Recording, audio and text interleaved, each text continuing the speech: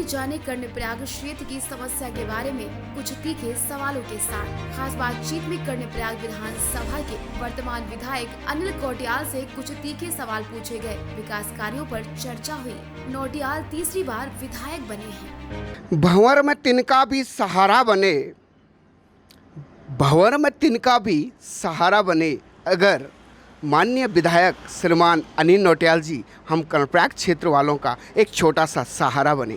नमस्कार मित्रों, सूचना इंडिया में आपका स्वागत है। और आज हम आपको ले चलते हैं, हमारे साथ जो आज खास मेहमान बने हैं सूचना इंडिया में, हमारे कर्णप्रयाग विधानसभा क्षेत्र के जो हमारे विधायक जी हैं माननीय अनिल नौटियाल जी।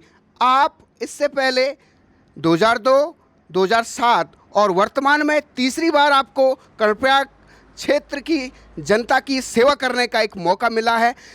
इसके लिए आज हम खास बातचीत में आपको दिखाएंगे कि किस तरीके से आज हमारे विधायक जी यहाँ पे कार्य कर रहे हैं। सर, आपका बहुत बहुत स्वागत है सर सूचना इंडिया में।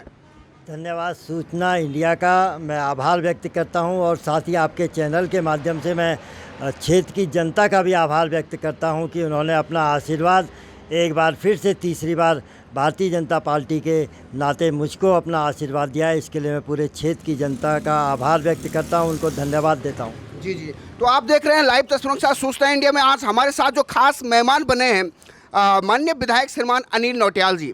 तो नौटियाल जी, क्षेत्र की जनता की कई समस्याएं हैं वर्तमान समय में, जिसमें से कि हम देख रहे हैं कि विकास की जो मुद्दा है, इसमें हम बात करते हैं सड़क निर्माण से लेकर। अभी हाल ही में एक प्रकरण सामने आया था कि आदिबद्री क्षेत्र जो कि गैरसैंण मोटर मार्ग पर आता है, वहाँ से नंदा देवी सड़क का एक पहला मामला सामने आया था। वहाँ पे पुल निर्माण है और माँ नंदा स्थली की एक सड़क है, उसका जो निर्माण कार्य है वो अधरों पे लटका हुआ है। तो इसके प्रयास के लिए आप क्या कदम उठाएंगे सर? देखिए, मैं आपका भी धन्यवाद करता हूं कि आपने प्रमुखता से इस मुद्दे को उठाया है। और मेरी आज ही अधिकारियों से बात हुई है, चीफ इंजीनियर से बात हुई है, अधिशासी अभियंता से बात हुई है कि जो पुल का कार्य काफ़ी समय से अधर में लटका हुआ था, उस कार्य को शीघ्र से शीघ्र प्रारंभ करें और जो भी ठेकेदार उस पर काम कर रहा है उसको आदेशित करें कि जल्दी से जल्दी उस पर कार्य प्रारंभ हो सके, ताकि बरसात से पहले वो पुल हमारा बन सके। जी जी जी सर, तो और भी सड़कें हैं जो कि इस तरीके से विगत वर्षों से पिछले जो विधानसभा सत्रों में भी जिनका कार्य कंप्लीट नहीं हो पाया सर, तो उनके बारे में आप क्या कहेंगे सर? देखिए, निश्चित रूप से हमारी सरकार इस प्रदेश में पिछले 5 वर्षों में भी काम किया है और माननीय अपने देश के यशस्वी प्रधानमंत्री आदरणीय मोदी जी के आशीर्वाद से इस प्रदेश में विकास की गंगा बही है पिछले 5 वर्षों में। और वर्तमान समय में माननीय अपने उत्तराखंड के अपने मुख्यमंत्री आदरणीय पुष्कर सिंह धामी जी के नेतृत्व में हम निरंतर विकास की गंगा, विकास की धारा इस विधानसभा में भी बहाएंगे। और ऐसा हमें विश्वास है कि जो समस्याएं क्षेत्र की हमारे सामने आएंगी उनका निराकरण करने में हम सफल होंगे, ऐसा हम सब लोग जनता को भी विश्वास दिलाते हैं। और मेरा भी प्रयास यही रहेगा कि जो भी समस्याएं किसी भी प्रकार की, चाहे वो स्वास्थ्य से, सड़क से, शिक्षा से या अन्य कोई भी समस्याएं क्षेत्र की आती हैं, तो उनके निराकरण का हम प्राथमिकता पर कार्य करेंगे उस दिशा में। जी जी, तो जैसा कि विधायक जी ने बताया कि स्वास्थ्य, शिक्षा, सड़क जो कि एक प्रमुख समस्या होती है ग्रामीणों की, नागरिकों की, क्षेत्र की। सर, वर्तमान में हम स्वास्थ्य सुविधा की बात करते हैं। हमारा चंदमौली जनपद दिन प्रतिदिन स्वास्थ्य सेवा के मामले में पीछे होता जा रहा है। कोई भी यहाँ पे कैजुअल्टी होती है, कोई बीमार पड़ता है तो हमें रेफर किया जाता है उसको देहरादून अस्पताल में। तो इसके लिए सिमली में जो स्वास्थ्य केंद्र की अभी स्थापना हुई है, तो इसकी पहल के बारे में आप क्या कहेंगे? और हम चाहते हैं और क्षेत्रीय जनता चाहती है कि ये कार्य जल्दी से हो। देखिए, मैं सबसे पहले तो माननीय अपने प्रदेश के मुख्यमंत्री जी का आभार व्यक्त करता हूं, माननीय अपने स्वास्थ्य मंत्री डॉक्टर धन सिंह रावत जी का आभार व्यक्त करता हूं, धन्यवाद देता हूं कि जब मैं इस क्षेत्र से विधायक बना तो पहली प्राथमिकता में हमने स्वास्थ्य सुविधाओं को लेकर के कार्य करना प्रारंभ किया था। और मैं फिर से एक बार आभार व्यक्त करता हूं कि सिमली में जो बेस चिकित्सालय है उसमें बहुत जल्दी अपने चिकित्सकों की नियुक्ति होने वाली है। उसमें जो भी पैरामिलिट्री ये अपना पैरामेडिकल जो स्टाफ है उसकी नियुक्ति बहुत जल्दी होने वाली है। और लगभग 50 स्टाफ की नियुक्ति डॉक्टर सहित वहाँ पर बहुत जल्दी की जाने वाली है। मैं समझता हूँ कि जो स्वास्थ्य के क्षेत्र में हम लोग प्रयास कर रहे हैं, मैं समझता हूँ कि जो समस्याएं निरंतर क्षेत्र से आती रही हैं उनका समाधान करने में हम सफल होंगे। आप देख रहे हैं सूचना इंडिया, खबर से लेकर असर तक, और हम आपको दिखा रहे हैं आज क्षेत्रीय विधायक कर्णप्रयाग। ये तो पहाड़ की समस्याएं पहाड़ जैसी हैं, लेकिन उसके लिए एक पहाड़ जैसा जज्बा होना भी बहुत आवश्यक है। और हमारे साथ जो खास मेहमान हैं श्रीमान अनिल नौटियाल जी।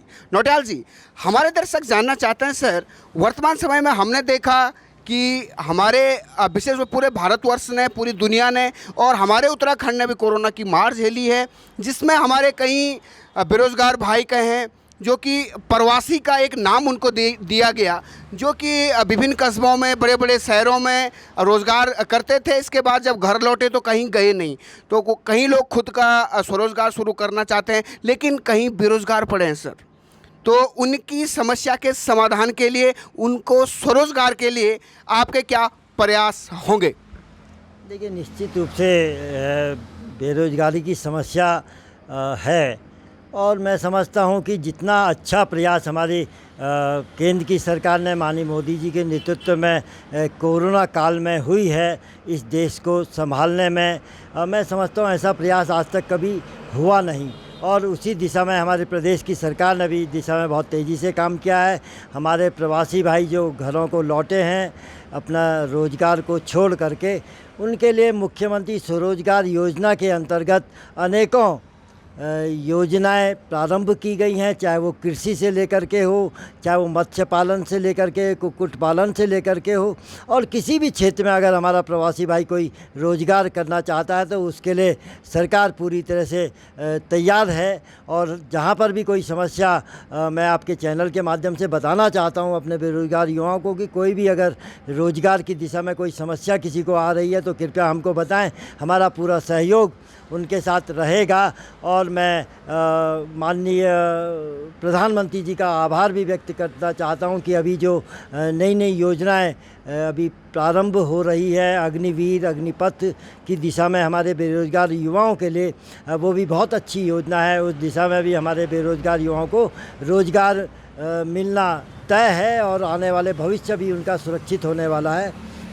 जी जी, तो आपने देखा कि किस तरीके से जो प्रवासी घर लौटे हैं और उनको भी जो मुख्यमंत्री जो स्वरोजगार कार्यक्रम चल रहे हैं उसके तहत भी उनको रोजगार दिया जाएगा। सर, हमारे दर्शक जानना चाहते हैं सर, वर्तमान समय में हम बात करते हैं स्वच्छता की, तो हमारा जो कर्णप्रयाग क्षेत्र आता है ये बद्री और केदार का केंद्र है। यहीं से बद्री और केदार के लिए सड़कें जाती हैं। इसके साथ ही रेलवे का कार्य यहाँ पे काफ़ी जोर शोरों पर है, लेकिन जो पवित्र नदियाँ हैं, अलकनंदा है, हमारी पिंडर है, तो कई बार हमने देखा कि यहाँ पे कचरा इनमें डाला जाता है। साथ में हम देखते हैं हमारे नगरों का कचरा जो है इस पानी में बहाया जाता है। प्रयास तो किया जा रहा है लेकिन एक प्रॉपर मैनेजमेंट नहीं हो पा रहा है सर। और विशेष रूप से हम सिवाई की बात करें, वहाँ पे कुछ रेलवे प्रोजेक्ट द्वारा जो वर्क चल रहा है तो वो जनहित में नहीं है सर। तो इसके बारे में आप क्या कहेंगे और इसके सुधार के लिए क्या कार्यक्रम आप विकसित करेंगे? देखिए, निश्चित रूप से रेल परियोजना बहुत बड़ी योजना है, और चाहे वो ये अपना ऑल वेदर रोड का काम हो, तो इनके लिए सुरक्षित क्षेत्र आवंटित किए गए हैं डंपिंग जोन के रूप में।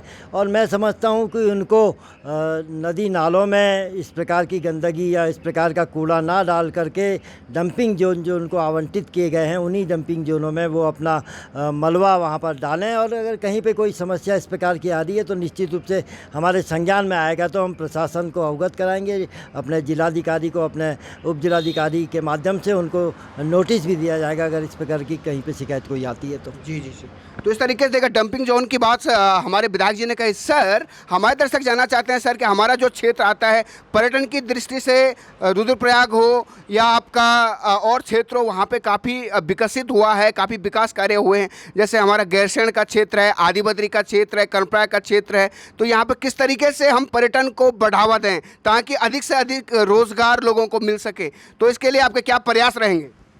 देखिए, एक नेटवर्क के तहत इन मंदिरों को भी सुसज्जित और व्यवस्थित तरीके से इनका प्रचार प्रसार किया जाए, और जिससे अपने जो चार धाम यात्रा पर जो लोग आ रहे हैं, जो श्रद्धालु आ रहे हैं, उनको जिस प्रकार की व्यवस्थाएं इन धामों में मिल रही है, ऐसे धाम हमारे जैसे आदिवत जी का धाम है और अन्य ऐसे कर्णप्रयाग में है और अनेकों स्थानों पर ऐसे धाम है। अभी ये गौचर में एक रघुनाथ जी का मंदिर है, बहुत प्राचीन मंदिर है।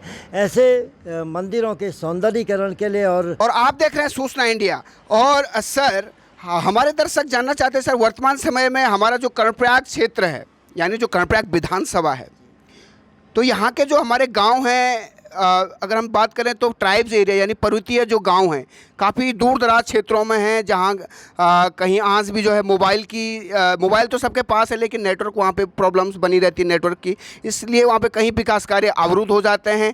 आम जनजीवन को वहाँ पे एक प्रॉपर व्यवस्था नहीं मिल पाती है सर। तो इसके विकास के लिए आपके क्या कदम रहेंगे सर? देखिए, निश्चित रूप से हम समझ सकते हैं कि जब से भारतीय जनता पार्टी की सरकार इस प्रदेश में और इस देश में आई है, एक सूचना क्रांति के रूप में हम लोगों ने उस दिशा में काम करना प्रारंभ किया है। माननीय सांसद जी के माध्यम से हम विभिन्न क्षेत्रों में नेटवर्क की सुविधाएं उपलब्ध करा पाए हैं और अभी जो आप बता रहे हैं कि कई ऐसे क्षेत्र आज भी अछूते हैं जहां पर ये सुविधाएं उपलब्ध नहीं हैं। और निश्चित रूप से हमारा प्रयास है, मैंने माननीय सांसद जी से भी इस समस्या का समाधान के लिए आग्रह किया है और मैं समझता हूं कि बहुत जल्दी हम उस दिशा में कार्य करना प्रारंभ कर पाएंगे, ऐसा हम लोगों का मानना भी है और हम उस दिशा में बहुत तेज़ी से काम भी कर रहे हैं। जी जी, बहुत अच्छी बात आपने कही कि सूचना क्रांति के माध्यम से कार्य किया जा रहा है। सर, हमारा आपसे अगला क्वेश्चन है सर, हमारे क्षेत्र की महिलाओं का विकास कैसे हो, युवाओं का विकास कैसे हो? विशेष रूप से पहाड़ की महिलाएं हैं, गाँव में घास चारा इत्यादि के लिए दूर दूर जंगलों में जाती हैं, उनका जो बीमा कैसे हो, उनके विकास के लिए क्या योजनाएं आपके द्वारा होनी चाहिए सर वर्तमान समय में? और किस तरीके से हम पहाड़ की नारी और पहाड़ के दर्द को जानकर उनके लिए एक सहायक योजना चला सकें? देखिए, हमारी सरकार उस दिशा में भी काम कर रही है और जो हमारा भारतीय जनता पार्टी का, माननीय मोदी जी का और भारतीय जनता पार्टी का हमारा एक सोचना है, एक नारा है कि सबका साथ, सबका विकास, सबका विश्वास और सबका प्रयास, हम उस दिशा में बहुत तेज़ी से काम कर रहे हैं। आपको मालूम है कि हमारे ग्रामीण क्षेत्रों में और किसानों की सुविधाओं के लिए किसान सम्मान निधि उनको दी जा रही है। अभी हमारी प्रदेश की सरकार ने वृद्धावस्था पेंशन जो पहले 1200 रुपये थी उसको 1500 रुपये किया और पहले केवल एक व्यक्ति को वो पेंशन दी जाती थी, अब दोनों वृद्धों को, पति पत्नियों को वो पेंशन दी जाएगी। इसी प्रकार से हमारी सरकार ने गौरा देवी कन्याधन हमारी कन्याओं के लिए, हमारी बिटियाओं को दिया है। अभी आपने देखा कि अपने माननीय मुख्यमंत्री जी की जो घोषणा थी कि हम लोग टैबलेट्स अपने बच्चों को उपलब्ध कराएंगे, तो निश्चित रूप से हमारा प्रयास उस दिशा में भी है। और खेती जो हमारे किसान हैं उनकी सुविधाओं के लिए भी निश्चित रूप से हमारी सरकार काम कर रही है। जी जी, बहुत अच्छी बात आपने बताई कि किस तरीके से हर महिला को हम के विकास के, उसके जीवन के विकास के लिए सहायक ये योजनाएं होंगी। सर, हमारा अंतिम क्वेश्चन आपसे है कि वर्तमान में आप क्षेत्रीय जनता को उनके जन कल्याण के लिए क्या शुभकामना संदेश प्रेषित करना चाहते सर? सबसे पहले तो मैं सूचना इंडिया के माध्यम से आपको भी धन्यवाद करता हूं कि आपने हमेशा से जन सरोकारों से जुड़ी हुई समस्याएं जो भी आपके सामने क्षेत्र में आती होंगी उनको उठाने का अपना महत्वपूर्ण योगदान हम सब लोगों को भी आप दे रहे हैं, क्योंकि हम जनप्रतिनिधि होने के नाते इन समस्याओं के निराकरण का निरंतर प्रयास करते हैं। और मैं आपका भी आभार व्यक्त करता हूं और क्षेत्र की जनता का भी आभार व्यक्त करता हूं और उनको आश्वासन भी देता हूं, विश्वास भी दिलाता हूं क्षेत्र की जनता को कि जो भी समस्याएं उनकी होंगी, जो भी आवश्यकताएं क्षेत्र के विकास के लिए होंगी, हम उनका निराकरण निश्चित रूप से करेंगे। इतना भरोसा मैं आपके चैनल के माध्यम से जनता को भी देना चाहता हूं। जी जी, तो ये थे हमारे माननीय वर्तमान विधायक कर्णप्रयाग विधानसभा क्षेत्र के श्रीमान अनिल नौटियाल जी। इन्हीं सब बातों के साथ विदाई लेना चाहता हूं। सूचना इंडिया, नरेंद्र रावत,